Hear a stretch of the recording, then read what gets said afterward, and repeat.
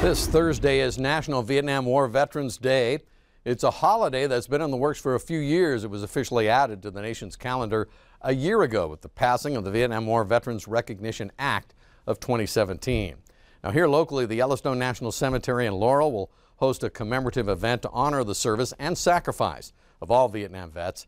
Every Vietnam area veteran in attendance will receive a lapel pin during the special ceremony, which is meant to reflect the nation's thanks. Here's the details. You see it on the screen. The event takes place Thursday, March 29th at noon. As those in my generation will remember, honor and recognition for Vietnam veterans was slow in coming. But as those painful moments fade away, attitudes change. In tonight's Q2 Rewind, a look at some early efforts to recognize Vietnam veterans here locally 35 years ago.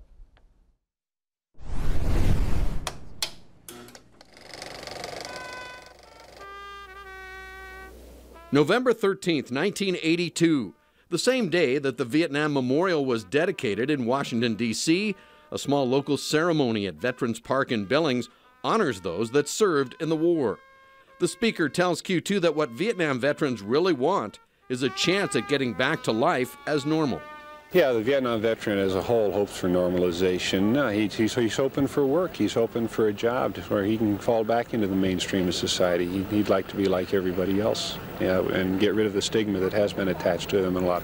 So every step has to be forward. But for many vets, one thing that kept them from putting the war behind them was something that society kept from them. A simple welcome home, a thank you, a recognition of their sacrifice. For some, the dedication of the Memorial Wall in D.C. marked the slow beginning of an effort to turn that around. They say it began last year with the monument to Vietnam veterans in Washington. Today, that spirit apparently trickled down to Billings, really for the first time.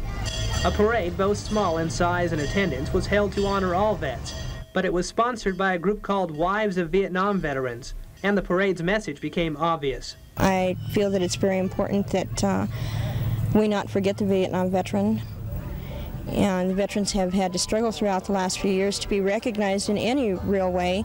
At a gathering in Veterans Park, the vets themselves said parades, or even a simple welcome home, were long overdue.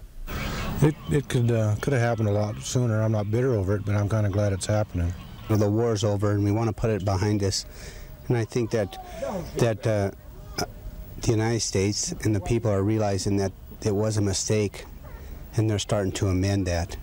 I hope so. I think it is. Yeah, it's definitely changing. It's a lot different this year than it was last year, so it's definitely changing, yes. Yeah, today's part of that. America's ready to start pulling now, ready to give the Vietnam vets some of the credit that we need, that we deserve. Interesting to look back 35 years ago. Now, unfortunately, we no longer have the scripts for those stories, so we don't know the names of the people we talked to. If you recognize someone, if you can help us, put some names to the faces, we'd love to hear from you.